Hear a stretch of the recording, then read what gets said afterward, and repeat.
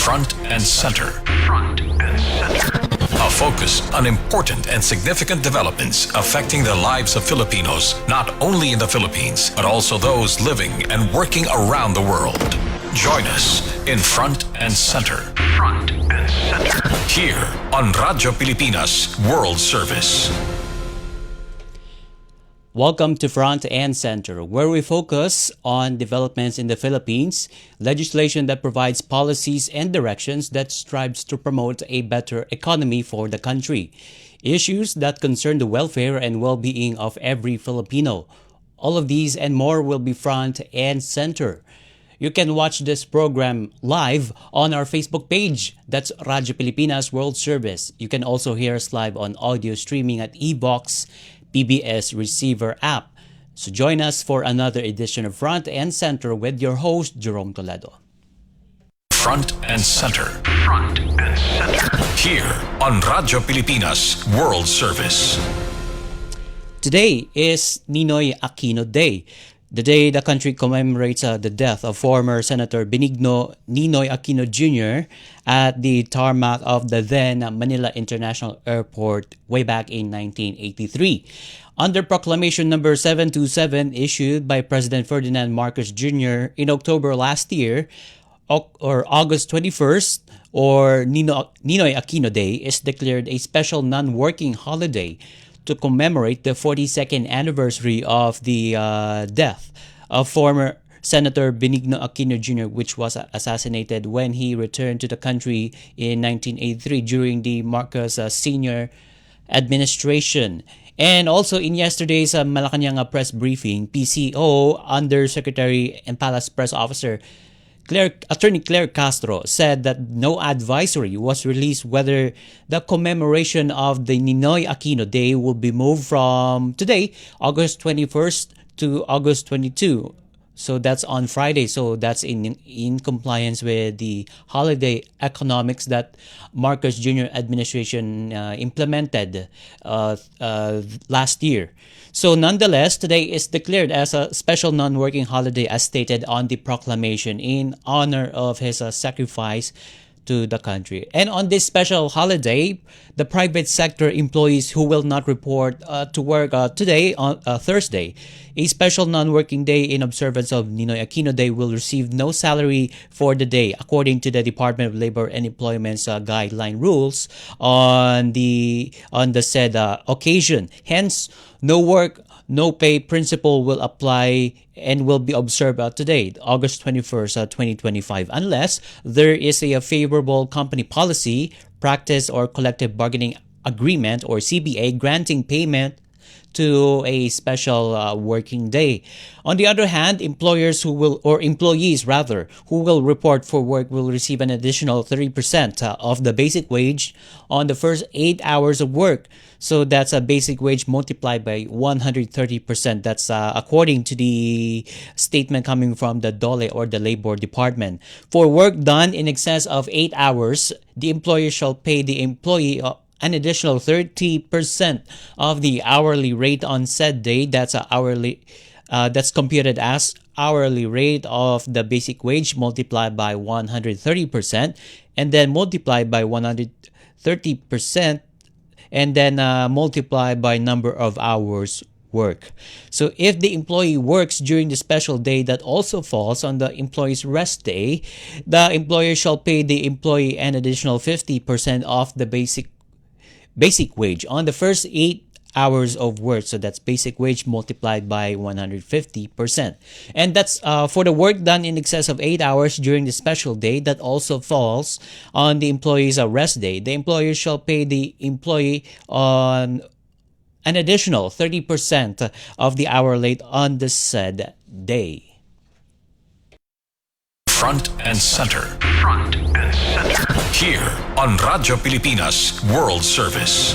And we hope people, especially employees, are now enjoying their a time off for today. But in the meantime, let's go back from yesterday's privileged speech of Senator Panfilo Lacson. And yesterday, Senator Lacson bared a recurring pattern of systemic corruption in the country's flood control projects. And in his privilege speech, Senator Lacson said more than 1.9 trillion pesos has been allocated for flood control programs since 2011, including over 1 trillion peso in the past 3 years. Yet many communities remain flooded because the projects were either defective, overpriced, or never built, or as they call it, a ghost project.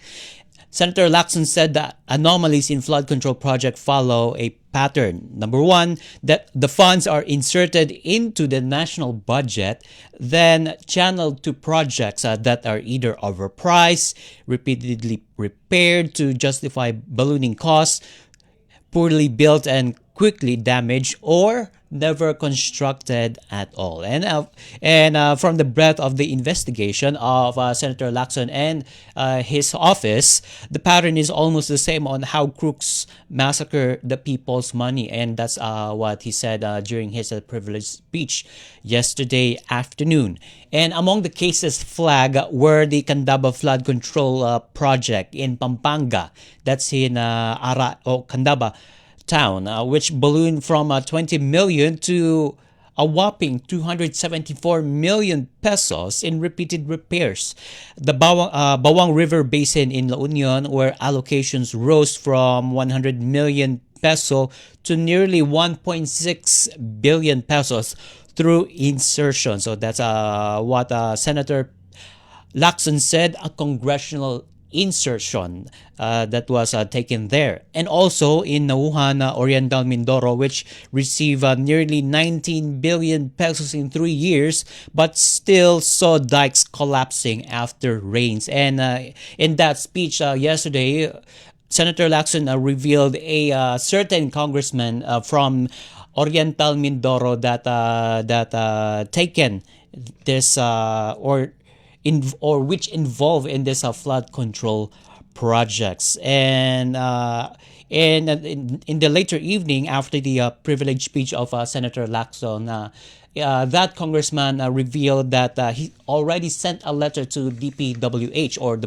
Department of Public Works and Highways, stating that there was a damage on the flood control projects in that town that needs to be repaired. And they addressed, he sent that letter last year to the DPWH team, and there was no statement after that, or there's no follow-up since then, if DPWH has taken action regarding that problem. And also, not only in Oriental Mindoro, but in Bulacan, which Senator Lacson pointed out in his speech yesterday. He said that at least 30 ghost projects where funds were released, but no construction was undertaken. And also in the Pampanga province, still in Central Luzon region, a flood control project that initially cost 20 million peso ballooned to 274 million peso after repeated repairs were awarded to the same contractors. And before I discuss more of this, our team tried to call Senator Lacson through his staff, but unfortunately we did not have we didn't get any chance to speak to Senator Lacson for some health reasons, and I hope Senator Lacson gets well very soon. But in the meantime, let's proceed to what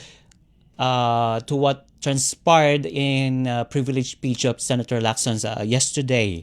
And also in La Union, the allocation for the Bawang River Basin surged from 100 million peso in 2024 National Expenditure Program to nearly 1.6 billion pesos in the final budget due to congressional insertions. That's what Senator Lacson said during his speech, that there was a congressional insertion. But and also he added that this project was not present in the 2025 NEP, which was filed last year. But when it reached the bicameral conference committee, this project was inserted on that budget, so making Senator Panfilo Lacson questioned that move, and he stated that he will investigate and look into this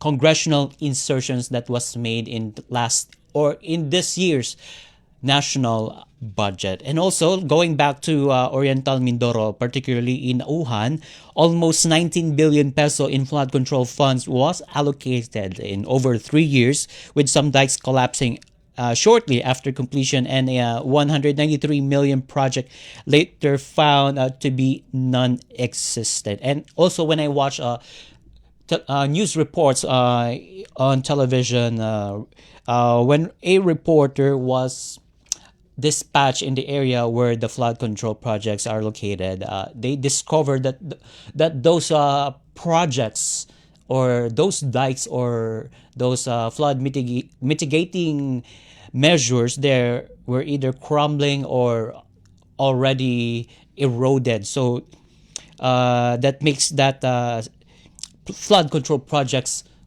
even more questionable and in the and subject for more scrutiny from our lawmakers, particularly Senator Ping Lacson. And Senator Lacson noted that the cycle is enabled by collusions among contractors, local officials, and syndicates within the DPWH agency. And he also stated that it's not a common practice, but it's already a cycle that was enabled. This is like a collusion or a discussion among contractors, local officials, and syndicates within the DPWH. And also, Senator Lacson added that engineers and contractors are ready to testify on syndicates inside the Department of Public Works and Highways if given protection. So this basically the call when President Marcos Jr. mentioned about the failure of the flood control projects during his last State of the Nation address in July. So that prompted and opened more questions and opened a congressional inquiry regarding this, so that the truth will be uncovered and will be discovered. And to recall, President Ferdinand Marcos Jr. expressed anger over a supposed 55.7 million peso worth of reinforced concrete river wall project in Baliwaga, Bulacan, which he found non-existent. So he visited that place and that location that's in Barangay PL, which was posted on Sumbong sa Pangulo website. He visited that and he found out that river wall project, found to be non-existent. And it was being supported by local officials there, and also the local community there, that the project is non-existent, or as we call it, it's a ghost project.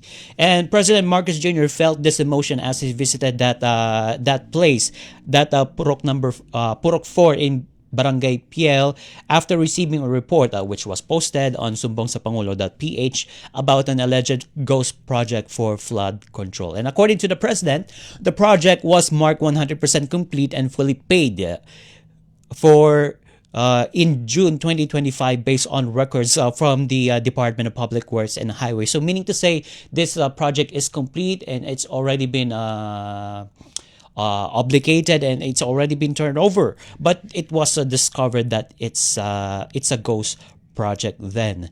And also in a Facebook post, the Presidential Communications Office disclosed two officials' receipts showing that the DPWH Bulacan 1st District Engineering Office disclosed or paid contractors rather SYMS Construction Trading. Again, that's the DPWH Bulacan 1st District Engineering Office paid the contractor, which is the SYMS Construction Trading, for the project in Baliwag on March 19 and June 30 this year. So they already paid that. So that already puts in question because this district engineering office paid the contractor, which is SYMS Construction Trading, but it found that there was no flood control project in that area. And expected completion date for the Riverwall is projected, or the Riverwall project is on October 2025.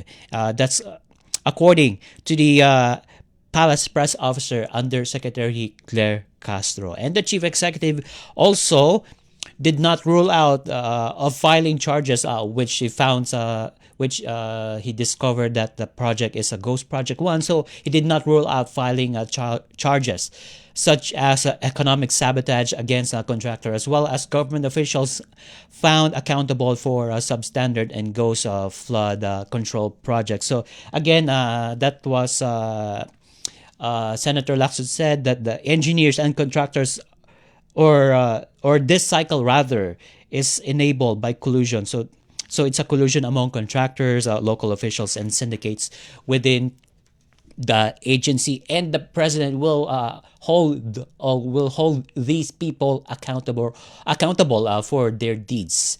And also, the president also urged the public continue to report anomalies on flood control projects in their areas through the Sumbong sa Pangulo website. And in a separate manner, the Commission on Audit has already ordered an audit of flood control projects in Bulacan, which got the most flood control projects at 668 projects and placed among the top 10 flood-prone areas in the country. Meanwhile, the Bureau of Internal Revenue will join the investigation on the anomalous flood mitigation, particularly the tax compliance of the said contractors involved in the anomalous flood control projects in the entire country.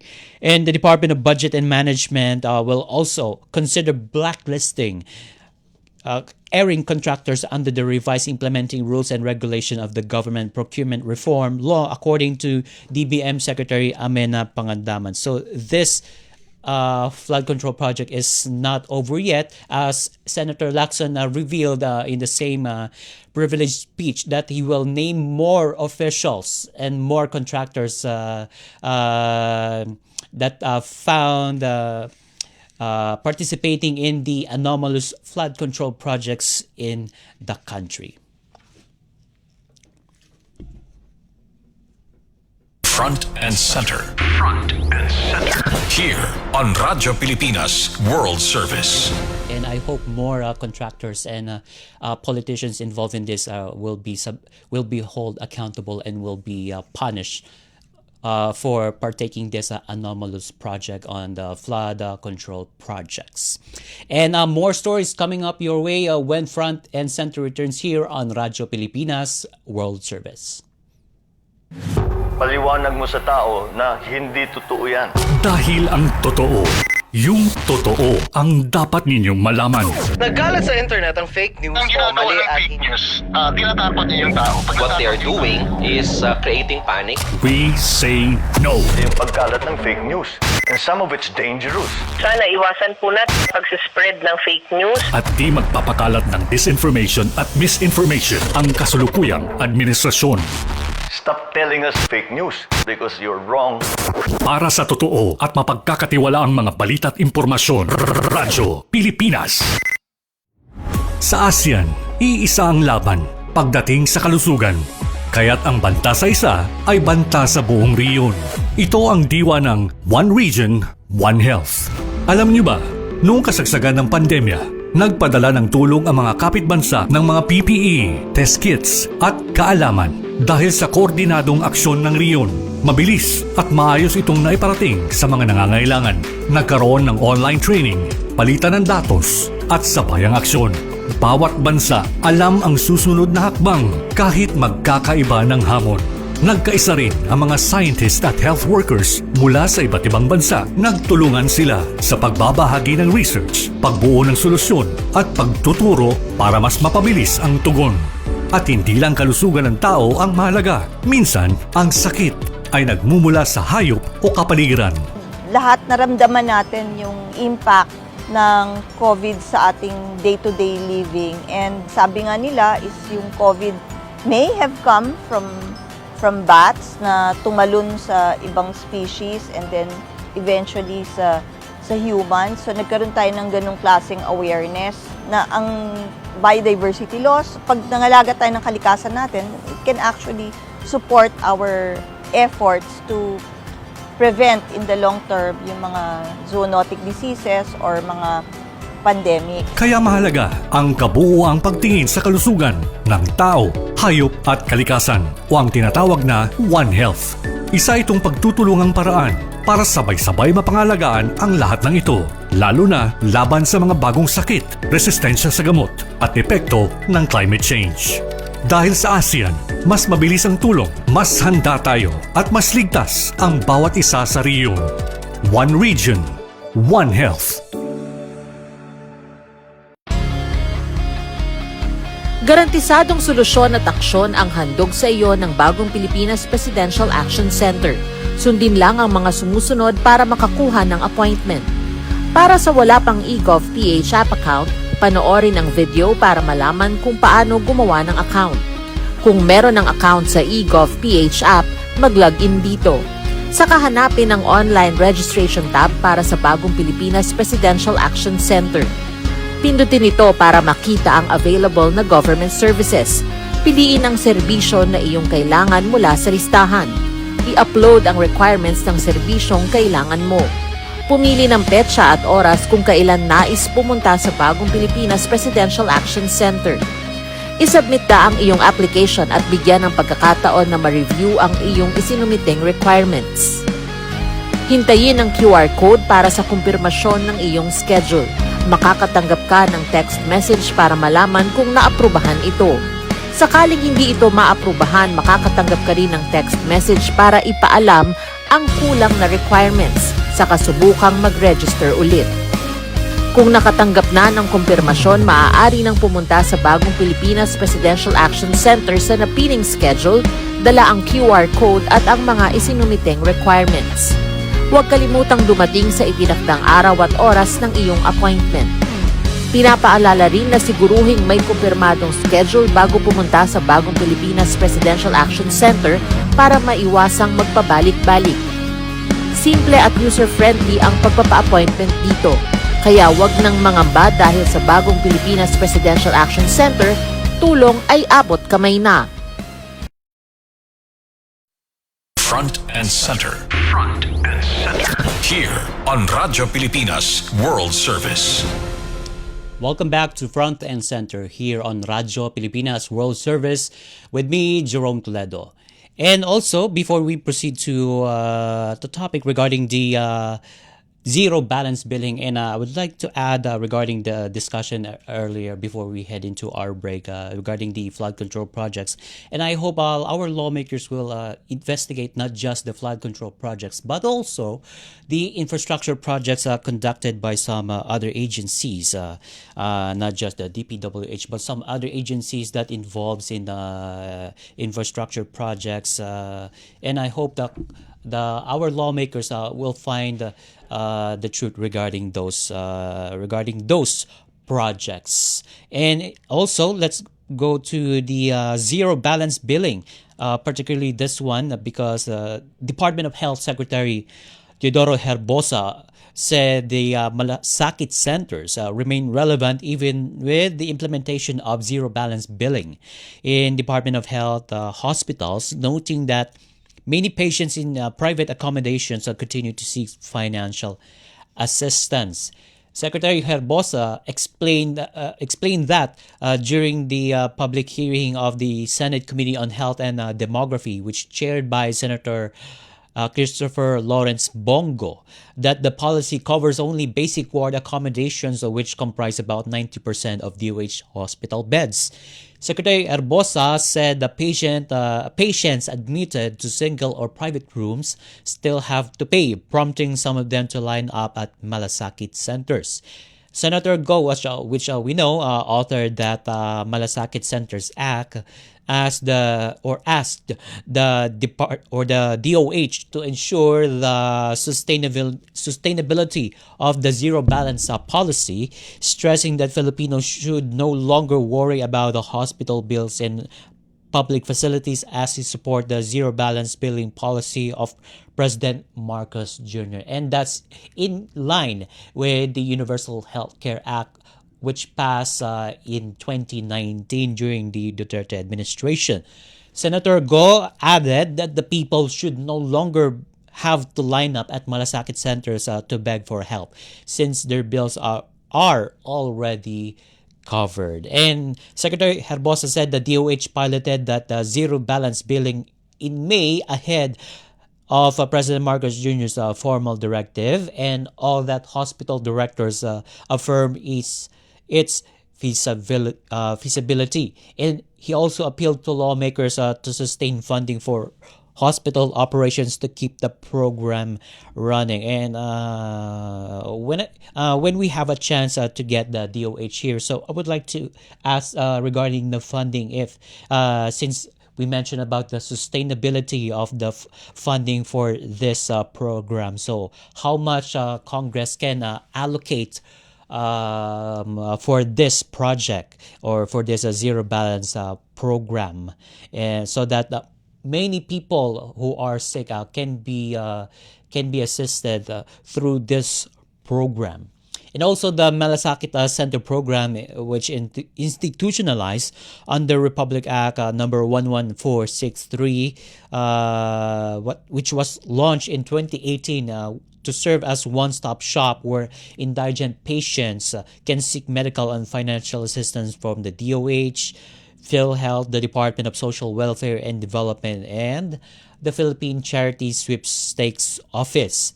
And to date, over 160 malasakit centers have been established nationwide. And to recall, President Ferdinand Marcos Jr. announced the zero balance billing policy during his fourth State of the Nation address, or SONA, on July 28. And the president urged the public to further spread the word about the Bayad na Bilmo program, or the zero balance billing program. So patients will no longer hesitate to seek medical care due to financial constraints. And we hope we can have the Department of Health to explain further regarding this program and to promote this program to the public. Front and center.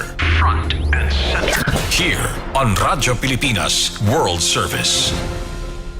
And before we go we conclude this program, Front and Center, here on Radyo Pilipinas World Service, some good news regarding the economy, as the Bangko Sentral ng Pilipinas welcomed the affirmation of the Philippines A- investment grade rating with a stable outlook by Japanese credit watcher Rating and Investment Information Incorporated, or RNI. The rating reflects the country's robust growth, low inflation, and strong external position. And as we recall, the inflation rate last month reached 0.9%. I think that's a 0.9, so that's a way below 1% inflation rate target. In its report that was released yesterday, the RNI underscored that the country's growth rate of 5.7% in 2024 is one of the fastest in Southeast Asia. And it is also cited the country's inflation rate, which fell to a 6-year low of 0.9% in July 2025. So that's what we mentioned earlier. And also the rating agency, or the Japanese rating agency, said the impact of the 19% U.S. reciprocal tariff is limited, citing the Philippine economy's relatively low reliance on exports to the United States. It also said the Philippines' manageable current account deficit and external debt levels, as well as the sufficient foreign exchange reserves, underpin the country's robust external position. Likewise, the continued growth of overseas Filipino remittances contributed to the favorable external sector outlook. So, meaning to say, the remittances of our overseas Filipino workers and overseas Filipinos remains one of the contributing factors that makes the country's economy stable. That's apart from the exports and the businesses and investments that are coming into our country. And also the agency or the BSP also cited stability of the banking sector as a key rating driver. And BSP Governor Eli Remolona said that the Philippines is in low inflation environment. As we mentioned, the July 2025 inflation report, which states that we have reached 0.9% inflation rate.